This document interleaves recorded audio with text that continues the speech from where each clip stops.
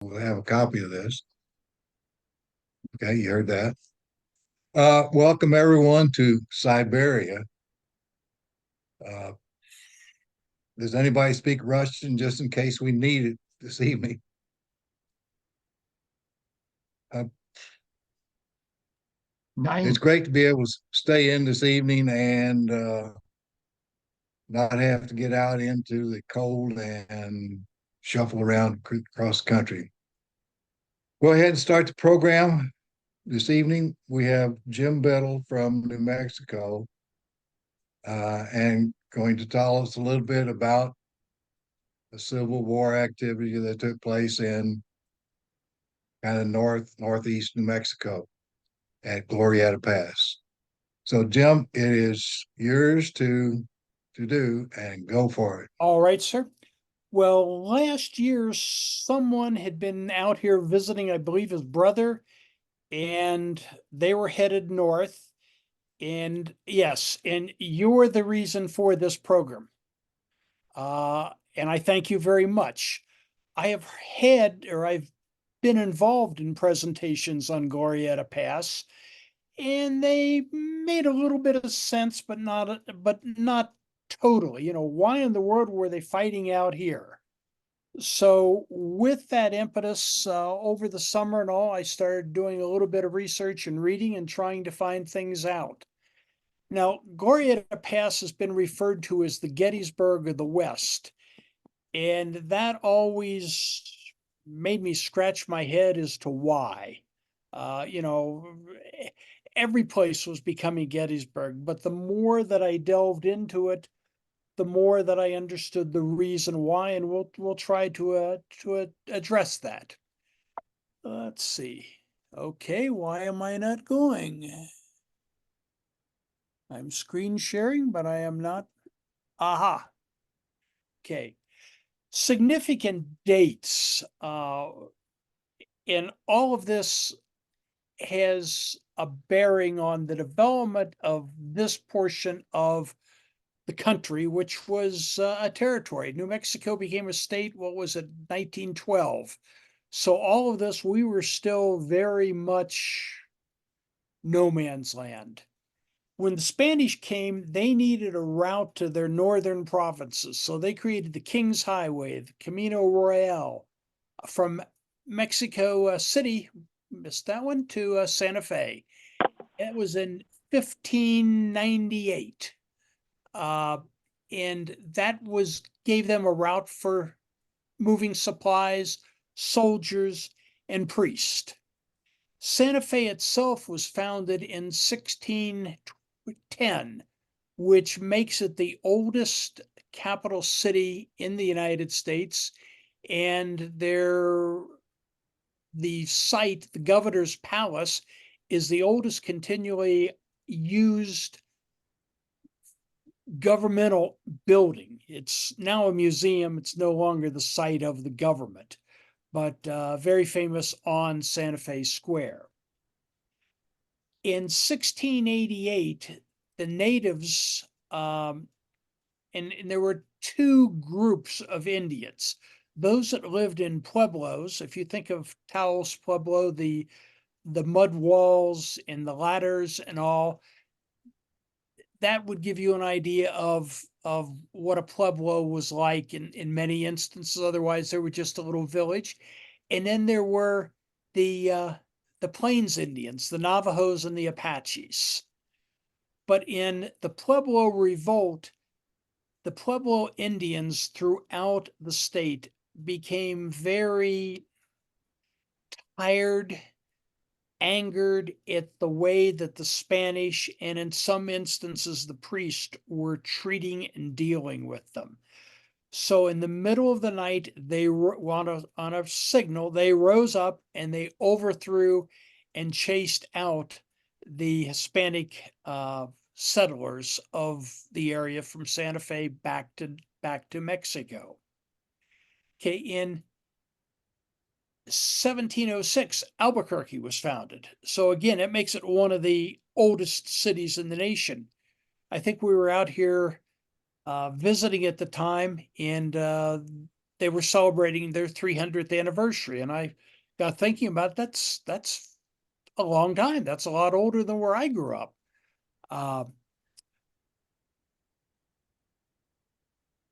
We started coming out here when our daughter took a job teaching under Teach for America on one of the Indian reservations, Navajo to be specific. And I think that was like in 2003, she graduated from college. So we've been coming out ever since. During the pandemic, when things hit, she was a school teacher, needed a help after a divorce with the kids. So we came out, took an apartment, and decided, why are we living in Colombia when we're doing this part-time? So that's when we became full-time New Mexicans. So some of this is helping me find out about my new state. Of course, you all should know that the Santa Fe Trail began in Franklin, Missouri, to Santa Fe in 1821. Remember those comments on YouTube? You'd be surprised how many places say the Santa Fe Trail started in Independence. But since it's right across the river from where my wife grew up, I like to use that area better. Texas independence began a drive in 1836, which resulted in the free state of nation of Texas. And in 1841, they decided they could use a little bit more land. And so they invaded New Mexico. One of the things that I was very surprised at, my daughter would make some references about how she didn't like Texans or Texas and everything. And it goes back to this this invasion of Texas. There is a feeling in New Mexico, kind of like Missouri, Kansas, although I think it might be a little bit more hostile, believe it or not, about Texas here in New Mexico. Well, in the next date that I think is important is the Mexican War, when we started sending federal troops down and we conquered Mexico. It was not only practice for the Civil War, but it was also the new territories. Then after that, in 1846, was the second Pueblo Revolt, the Taos Revolt. The United States had taken over the Southwest. They appointed a territorial governor, Charles Bent, who he and his brother established Bent's trading post along the way, the Santa Fe route. There's a Reproduction One National Park Service. If you're ever in the area, take the time to go see it. It's absolutely amazing in the middle of nowhere what they had done. But in this revolt, Charles Bent had been named governor. His house and home with his family and children were in Taos. He went back to see his family when the rebels of the revolt broke into the house, scalped him in his living room in front of his family, and left him for dead, and then took over. And eventually, then there was the retaking of the area by the regular army. But these are little facts, little background as to what happened. And I think there's significant dates to figure out. And also to see the attitude of New Mexicans in regards to some of their encounters with other folks. This is a map, and I found it and I liked it, basically showing the Confederate States, the Union States, those in between, the Missouris and Kentuckys, the Indian territories.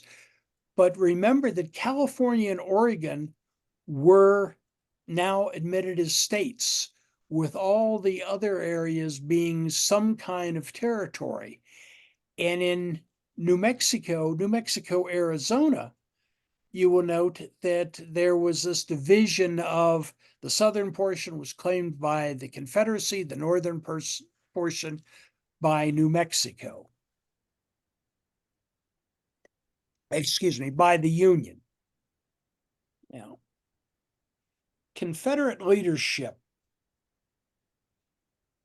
Henry Sibley was U.S. commander in the regular army of a place known as Fort Union in northeast New Mexico.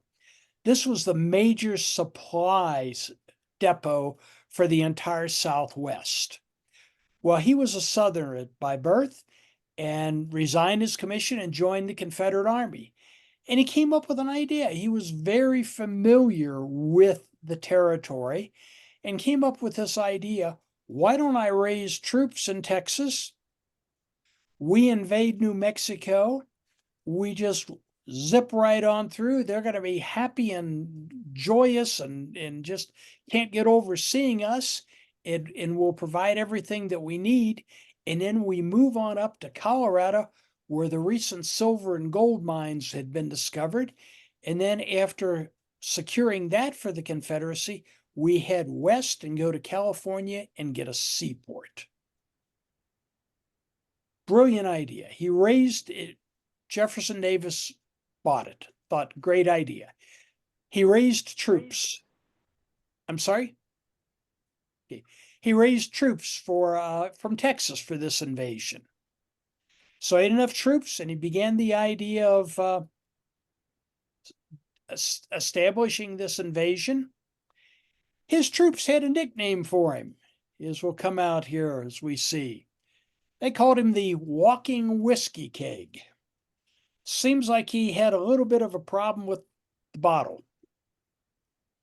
Now, under him was his second in command was Lieutenant Colonel William Scurry from Texas, who had been born in Tennessee but moved to Texas. He became a lieutenant colonel in the 4th Texas Cavalry in the brigade during the New Mexico campaign. He survived. He was the guy doing the main fighting and the leading, but he survived this invasion. He died at the Battle of Jenkins Ferry, and he's buried in the State Cemetery in Austin, Texas, which I've seen a YouTube presentation on that. Is if you're somebody famous in Texas and have a great deal of influence on their history, it's a place where you might be buried. Union leadership. Colonel Edward R.S. Canby, regular Army. He's a West Point grad after he transferred to West Point from Wabash College in Indiana. His background was he was considered a great administrator. And I loved I think it was the Wikipedia attribution that General Grant believed that he lacked aggression, but declared him irreplaceable for his knowledge of Army regulations and constitutional law. Well, with the departure of Sibley, he became the commander of the Department of New Mexico. And he was commanding a fort in the southern portion of the state at Fort Craig near present-day Surico. The personal things that I found rather interesting was he had served as best man at Sibley's wedding. And he also served on the jury for his court-martial. We had to have troops in New Mexico. There were limited regular Army troops, and they were spread throughout a number of these small forts. So Colorado answered the call, and the governor raised troops. Major John Shivington of the 1st Colorado Volunteers was a churchman. He was the presiding elder of the Methodist Episcopal Church. He was known as the Fighting Parson.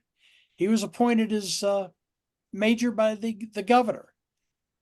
A little thing about his background is after the New Mexico campaign, when this was over in 1864, he led Colorado troops in a raid on a Cheyenne village. Now out here is, we travel back and forth to Missouri, we come across a number of historic sites. There was a problem with the Union Army at one point where the commanders decided there was an Indian village they were going to go wipe them out. And the village consisted of women, children, and old people. Well, that's what he did, and led to a congressional investigation. He resigned before any actions could be taken against him, so he kind of skirted that. Now, Some miscellaneous stuff about this. The battle we're going to talk about was fought at the highest elevation of any battle in the American Civil War. And to give you an idea, you all are sitting around 758 feet elevation. I'm at 5,700. It takes a little while to get used to the atmosphere and the elevation when you first come out here for any length of time. I go up to Santa Fe, an hour's drive north, and I'm up to almost 7,200. Go over to Glorieta Pass, we're now at 7,500. Glorieta Pass was part of the route of the original Santa Fe Trail, which had to move around, and we'll have a map here shortly to show you how you had to kind of wiggle around because they had to get through the mountains. And the mountains were so steep, the Santa Fe Railroad never went to Santa Fe. It had to build a station about 18 miles out of the city and build a spur line into the city. This gives you an idea of the map. Down on the bottom of the map, Fort Fillmore, say that one 3 times fast, which is near the present-day city of Las Cruces, where New Mexico State University is located, was where the Texas troops came into the state, because from there they could follow the Royal Road north along the river. They followed that road up to Fort Craig, which was near Sorico or Valverde, was the name of the town. Skirmishes occurred there. The next idea was, after that, they hoped to capture supplies. They would move on to Albuquerque, to Santa Fe, and then to the big star up at the north, Fort Union, which was the major supply depot that probably had every conceivable military weapon, arms, food, supplies that they would ever need. As the Texas troops moved out of New Mexico and headed on up, this was the idea. They would hit the Royal Road. They would then move north. The Union position at Valverde was a little too strong to attack directly, so that engagement was actually along the river, the Rio Grande River, so they fought that. When the Union forces knew they were outnumbered, they withdrew to Fort Craig, and the Confederates were to go move on to Albuquerque. Confederates had a victory, but they lost half of their supplies. They needed both military and food supplies. Now, there's an interesting aspect about this battle that I discovered. The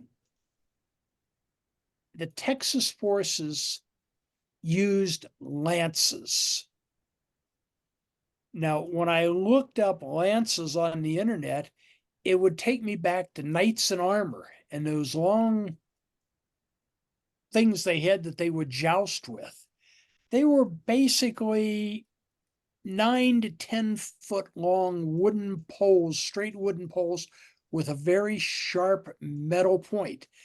And the supply that the Texans had were war trophies from their war with Mexico that they had never used. So someone came up with the idea, hey, this was a great idea. Now, I remember a discussion that I had with a park ranger, I want to say at Fort Scott, Kansas, years ago. He and I were talking about them, and I was kind of curious because what do you do with the lance? I'm thinking you try to stab your enemy to death. And he said, well, maybe you could, but that's not very practical. The idea of the use of a lance by a soldier on horseback was to just give your enemy a significant, should we say, wound, cut him really bad. And the lack of modern medicine and antibiotics would take care of them in about 2 to 3 weeks. So that would do away with them. This incident, this battle, was the only use of lances in battle in the American Civil War.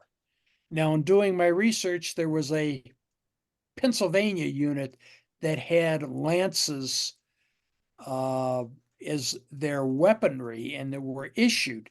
But I think after the word got out on this one, uh, uh, this battle was not a good idea. The Union Army with the Colorado Volunteers got behind their earthworks and they waited for the Lancers to ride up real close, and they shot at them with buckshot, shotguns, and rifles. And Texas Lancers 0, Union Army quite a bit. It's a picture that I found on someone's work that attributing to what a Lancer looked like. I found a number of things that I thought would help out this presentation a little bit. Okay, after this battle, it's onward to Albuquerque. The Union troops had removed and destroyed what military supplies were stored in Albuquerque, which was basically still a small farming village before the Confederates got there. There was an encounter in Albuquerque between the two sides, probably near present day Old Town, which is kind of in the south central part of the city, and is if you're coming out here, it's the tourist site. Go. It is very, very interesting because that's the way the city lived or looked for many, many years. I'm told no one seems to know the location of this battle, so I think that addresses how big it was. Confederates moved on. It's on to Santa Fe, where even today there's one route along the Rio Grande, the old Cameo Rio, I-25, the interstate, and it follows the river. The area back then had some small villages and Pueblo along the river. Today it's marked by Pueblo gas stations and casinos. And I had to ask my grandson, who has lived in both, if that was right. And he said, yeah, that's about it. And as we go back to that, in that discussion with my grandson, we talked about trying to get food.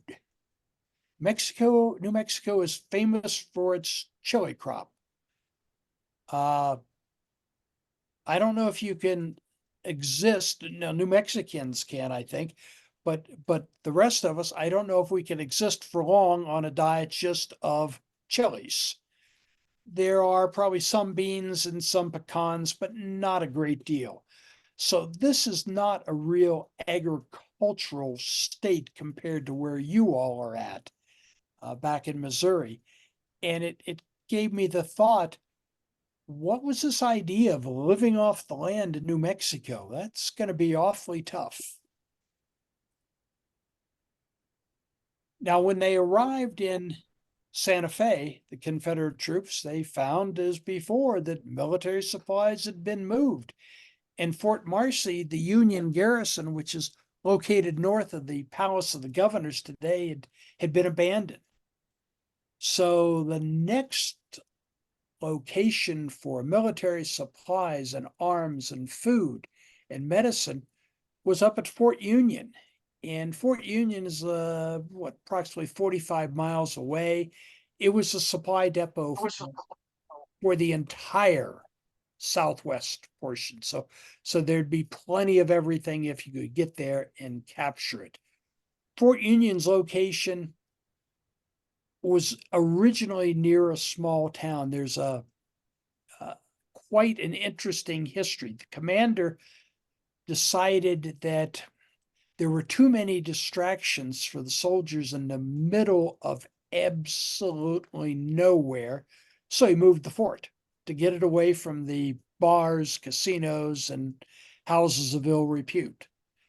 Then that was not such a good location, so they moved it again. So it's It's been moved several times. But it was on the trail, the old Santa Fe Trail area, and which had now from Fort Union down to Santa Fe had been maintained by the federal troops as a supply route to get supplies through the mountains.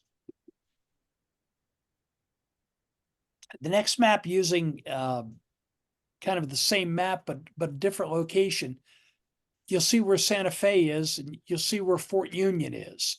You actually have to, when you leave Santa Fe, you go kind of southeastward to be able to get up to Santa Fe. And this is the pass through the mountain territory. This is a picture of modern day, taken a few weeks ago, of the pass through the area and the terrain. Quite an interesting topography for the movement of troops and through. This roadbed is on the road is probably on the roadbed of the old Santa Fe Trail, if not very, very close. Going through this area was the Santa Fe Trail, Route 66, I-25, and the Santa Fe Railroad. All of them. Park Service has reenactors occasionally, and this is the reenactment of the artillery of the Union at one time. And again, you'll notice the landscape. They're probably on top of a mesa, firing down upon the enemies, and the roadbeds are very close to where they're at. It's my picture of the same thing. And what you see, the fence you see is the boundary lines of the Glorieta Pass, the roadway right by it. I am in the battleground area of Glorieta Pass, which is a part of Pecos National Monument, which was an old Indian pueblo. And again, very interesting to see. But this was in early December. It was rather cold and muddy. Confederate troops in Santa Fe had to move north towards Fort Union and those supplies. The Union troops moved southward from Fort Union to meet the Confederates.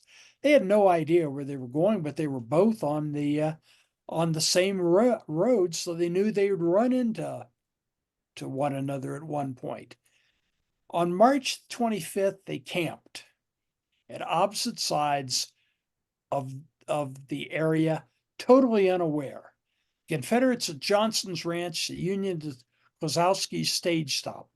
Both were established stops on the Santa Fe Trail where traders, those driving livestock, those traversing the trail would meet.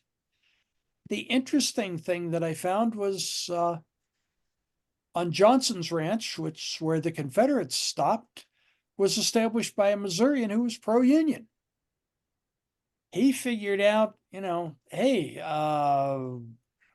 this is not going to be good. And we're kind of in a valley here. So he moved his livestock up into the hills and his family to avoid the Confederates. He did have to leave some things in his ranch, which was basically helpful to the Confederate causes. So after the battle, he filed a claim for his losses. I don't think anyone knows if he was awarded anything or not, but he did file a claim for the loss of those goods. I hope you can see this map. It was one of the least clear maps that I was able to find.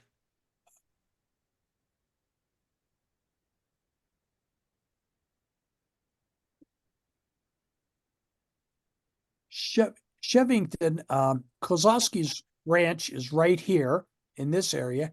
It is at about the location of Pecos National Monument, which is, if you ever come out here or look at it, that's the key who you have to talk to about how to get to the battle site in the information. In the town of Pecos is a Forest Service office, and they know very little about it. With the fortunate for me is I asked the young lady at the window who kind of looked at me and called someone from the back. The ranger and I started talking about it. And it turns out that his very best friend from Air Force days in the military was from Boonville, Missouri. So shortly introduced my wife to him, and they got talking about who did they know in common in Boonville, and the age difference, it really didn't, they didn't know one another. She's been graduated from Boonville for 60 years now, I think. Uh-oh, I gave that away. But it was very interesting because he gave me some hints and some ideas as to where. But we have the Union down here in this area. They would follow Santa Fe Trail up, and they moved into this area near Pigeons Ranch. The Confederates came the other way, and they were over here. They were located at Johnson's Ranch. So the way to find each other was to go the Santa Fe Trail through an area of Apache Canyon. And Apache Canyon is where most of the fighting occurred. Route 50 goes through there today. The one thing that I noticed in comments was there was far less vegetation in the mountains on the hillsides back at the time of these battles, this battle, because the trees were used for firewood and for supplies. So as you see pictures, it has a lot more trees and vegetation. But there was tremendous fighting this first day in this area of Apache Canyon. And Glorieta Mesa, geology folks can explain much better than I, but is kind of a flat topped mountain high or elevation high above. So you would have to get up to the top of it, then you had a relatively easy time going across. But this first day in this area of Apache Canyon was most of the fighting. So I said, a very spirited fight on that day, quite a bit in different areas. And then the next day, they rested. I think that's somewhat typical. On March the 28th, both armies moved into Glorieta Pass to engage the other. But the Union Army, after noting this Glorieta Mesa, the flat area, decided we can outflank the Confederates. We'll just move around them and try to cut them off from the back. This move was led by local New Mexicans who were familiar with the area and with the terrain, and came across an article in the Santa Fe newspaper. They're still extremely proud of that and what they did to help win the day for the Union Army and keep the area in Union control. But the main battle that day was down at Pigeons Ranch. This is still a remaining building of Pigeons Ranch. The rest of it is gone, but that is maybe 3.5 feet off of the state route, and saw the battle. So there's a group that has undertaken preservation of Glorieta Pass in the last 20 years, and they have preserved and done a great deal of information about the battle. So this was something that they helped to do. The next few pictures is the terrain around this area of Pigeons Ranch. As I looked at and taking pictures and walking around, because there were times when the Union would be would be at elevation higher than the Confederates, or the Confederates higher than the Union, and they would be shooting either sharpshooters or cannons toward the other. But you'll notice it's just a nice, pleasant, flat field to have a battle. This is a series of monuments commemorating the encounter, which have been put up recently by Colorado, by Texas, and the state of New Mexico. And as I look at these and the next couple of photos, I'm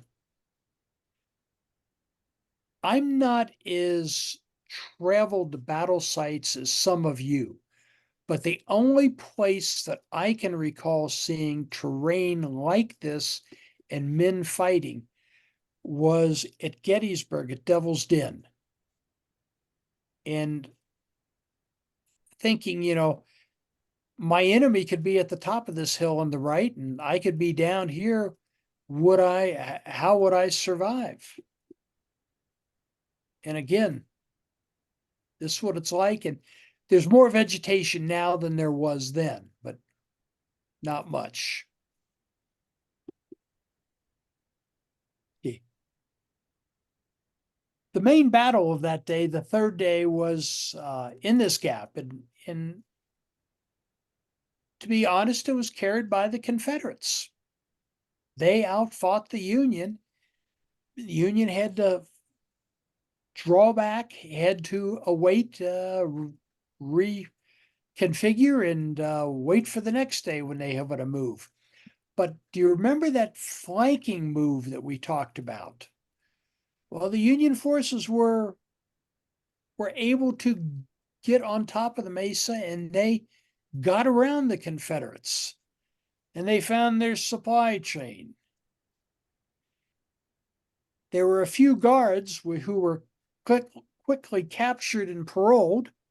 What cannons there were spiked. The mules, the horses were shot or scattered into the hillsides, and the 80 wagons were burned.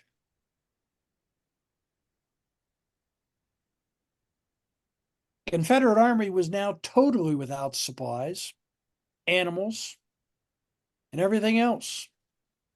They withdrew back to Santa Fe, probably about 15 to 18 miles. The invasion of the Southwest was now over. They couldn't go forward because there was no other route around. So here's another battle. Again, the Union would be back in this area. The battle on the 28th at Pigeons Ranch in this area. The Confederates came from Johnson's Ranch up here. It had held ground, fought here, but down here, we get this flanking, and this is where the Confederate supplies were, or no longer. The only alternative was to move back to Santa Fe. And one of the park rangers told me, and on the next day, the 29th, it snowed. So you're at 7,500 feet and it's snowing. It's probably about as cold as it is in Missouri right now, but with snow, and you have nothing. Confederates left their sick and their wounded in Santa Fe in the care of a surgeon and aides. In some of the stories that I have read, apparently the wives of the Union officers took pity upon them and supplied them with some kind of food and blankets and something so they just wouldn't die of exposure, even though they were inside at that point. The only thing the Confederates left in Santa Fe, besides copies of Sibley's orders, were empty champagne bottles. Oh, yes, General Sibley at Valverde. He did not lead the fight down there in the southern part of the state. He had a problem with a hangover, I believe. He was drunk. When they got to Santa Fe then is a quite unique city. The city different is its motto. It's a very welcoming hospital, yes, city. And apparently the general liked the idea and again partook of alcoholic beverage and was not able to lead things going on in the canyon. So he was back there in Santa Fe while the soldiers were doing their job up in the canyon, in the pass. There was one more encounter it's south of Albuquerque at Peralta, which you don't hear or find much about, but that was the last battle. Thus ended this campaign to take over New Mexico, take over the Colorado gold and silver mines, and move on to California. And because of that, of stopping this invasion, the reference of the Gettysburg of the West was attached to this battle, and I can see why. Now I can understand as to where that it got its name. Casualties. Union had 147. The Confederates 222. Mostly the Union were wounded and the Confederates were missing or captured in this. This occurred about the same time as Pea Ridge, and I was just looking at that the other day and looking at the casualties. This was nothing compared to what was going on. But for these small numbers, there were, and I think I maybe misreferenced to it, 3,300 Union and 3,340 Confederates in the campaign. So there, it did affect them a little bit, but that's the total.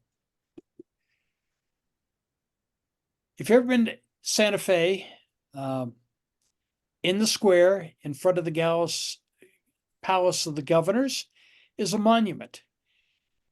In 1868, the people of New Mexico erected this, honoring those that defended the territory, particularly, as the one panel says, in Valverde, with the first battle. Now, they used the other sides to make references to other battles and other encounters, and some of them were not the most politically correct or nice things to say about the Native Americans, the Pueblo Indians, and the tribes that New Mexicans had engaged in, and those had been carved out. But that's why I take you back to the reference of the Taos rebellion and the governor being scalped in his living room in front of his wife and kids. So there's a reason. And New Mexicans were very proud of certain things. But this monument was toppled in recent protests, I'd say about a year ago. So it's no longer there. And they're still trying to figure out what they're going to do with the area. That concludes my thoughts, things that I have. If I've missed anything or anyone has any questions we can try to address, please let me know. As I said, it was very, very interesting. I was looking, thank you. I was looking at this little battle in a pass. Yes, sir. Jim, I'm curious, is the Sibley who was in charge there, the Confederate, does he have any relation to the guy who designed and created the Sibley tents that were so prevalent during the Civil Yeah, War? exactly. Excuse me while I laugh. They were named after him. But you know who developed them? Canby. Yeah, Canby, what I've read, Canby actually designed it and did it, but they got named after Sibley. Yes, We were sir. talking about Lancers being used, Yes, and Santa Anna used Lancers at the Alamo to chase down the Texans that were trying to escape. exactly. And what was the next battle in Texas history? San Jacinto. Yeah. Mm-hmm. That's where they were captured, and there were war trophies for the Texans who used those very lances at this. But I think armaments, rifles, shotguns had developed a lot in those few years. And those who were using the lances were attacking the Colorado volunteers who were miners and frontiersmen. And probably a pretty rough and tumble lot and good shots. And they waited to the last minutes to see the white of the eyes. They opened up and that was it. And I don't think I would have wanted to handle one of those. Besides, it's just the whole idea of wounding and goring your enemy seems a little odd to me.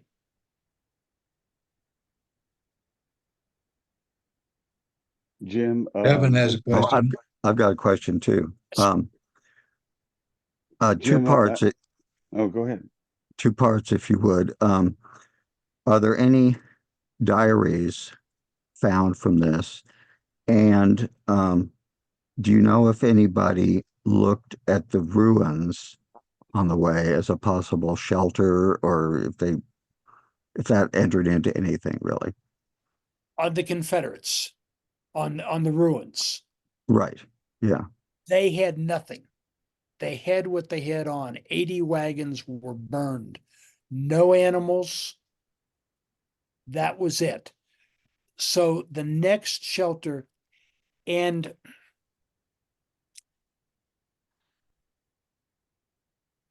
these were rather crude, small. It's very, very interesting, but you realize how crude a living condition, similar to maybe, the first time you see a sod house that people were living in these areas.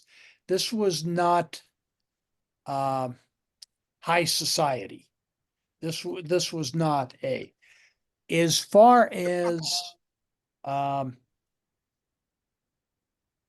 I think there were some books that were written.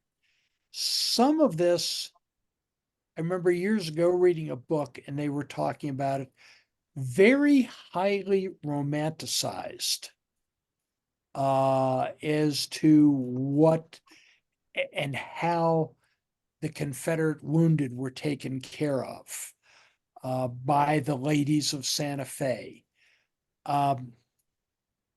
One of the things that in the books, in the articles that I have read on the Santa Fe Trail, coming from Missouri, being at the other end for so many years, talking about Santa Fe, when the traders got here, they made a lot of money. They had a lot of money. And so many of them decided to stay. And I am going to have to do a disclaimer here on this might appear as a sexist comment, and I apologize way in advance for that. But noticing the stories that reading about the Santa Fe Trail, particularly, they made reference to the women. And one of the things were their tiny feet, the little feet that that these women had, and how beautiful they were. And after your months on the trail, a lot of these traders decide, hey, I'm just going to stay here.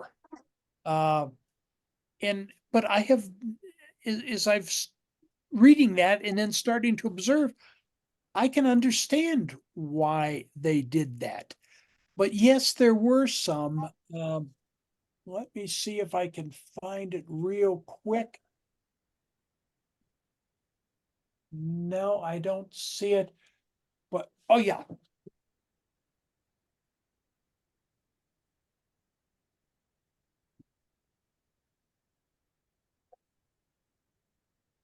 The Battle of Glorieta. This is by Don Alberts. Don Alberts is one of the leaders of the preservation group for the battle site. And considering how this battle was fought in all these little nooks and crannies and everything, and you've got major roads, Route 66, then the interstate highway, then the railroad coming through, a lot was destroyed. But he makes reference to a number of works, and they have done, I think, a magnificent job. You know, preserving battle sites is a tough task. But then when you've got so much going through these things, and what we have out here, and I think you could see by the terrain, we have wildfire, it's gone. There's nothing left.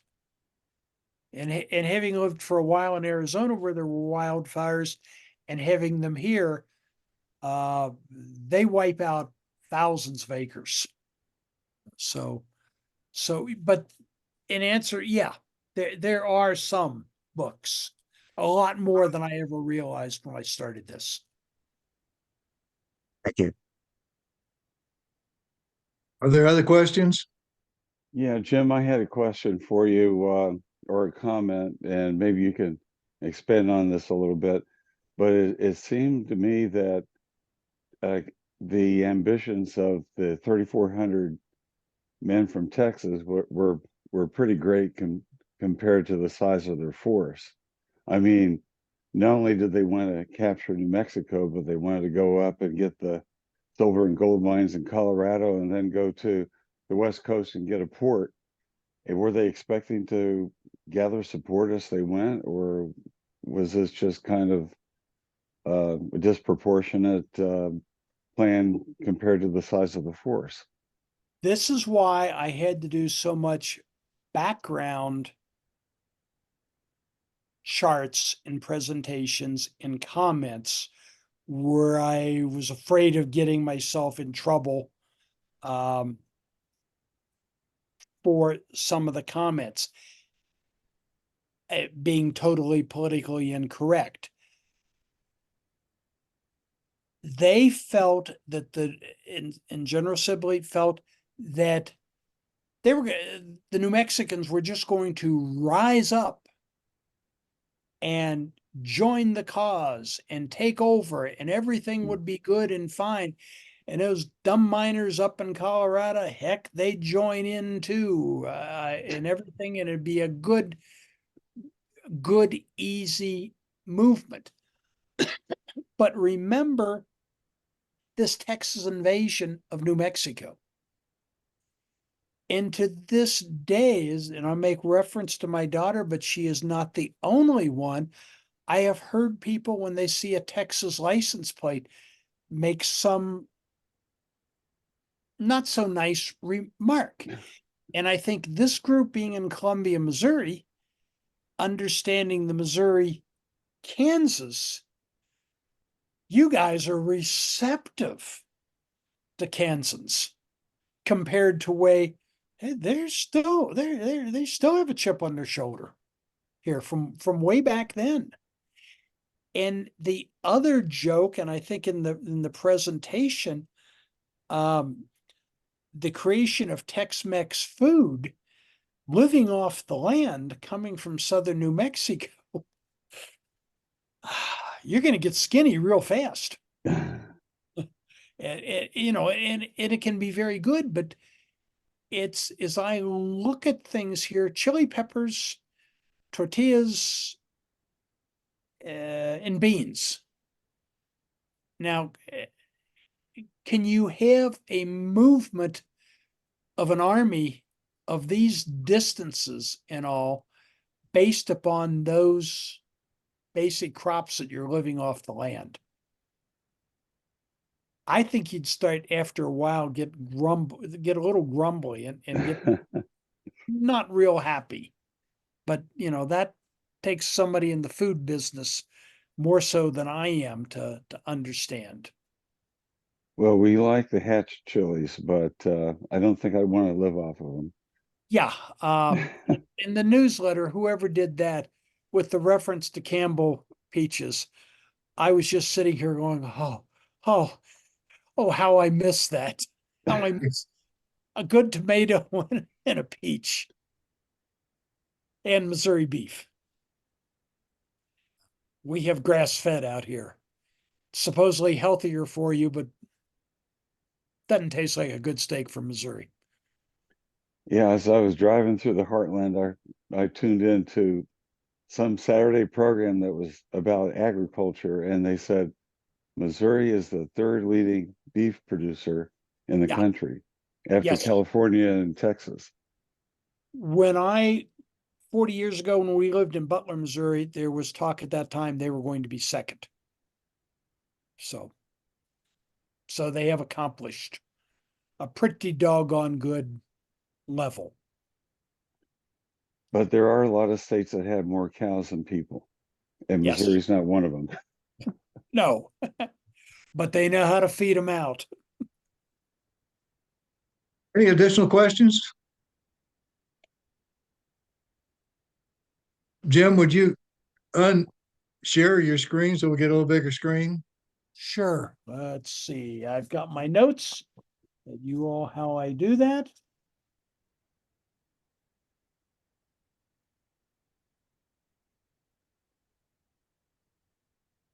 Does that help? No, just go ahead and close that and that should do it. Okay. Don't close your Zoom where you Down at get the lost. bottom of your screen, Jim, is Yes. there, if you see a list of things at the bottom, share screen? I bet No, if, I do not see a share. She's on a Mac. Oh, yes. oh, okay, that's like Confederate stuff or something. Okay, sorry. I'm sorry. I Hey, never- Harold, if you need a bigger screen, just pull the edges out. You've got arrows, run your arrow over the edge and pull it out. You can get it as big as you want. Okay, I bet I can do it. Does that help? He's not sure. Okay, I got what I wanted to see. Okay. Okay. Jim, thank you very much. You had a Thank lot you of all. interesting information there, and really appreciate it. Well, thank you. Before we all. sign off.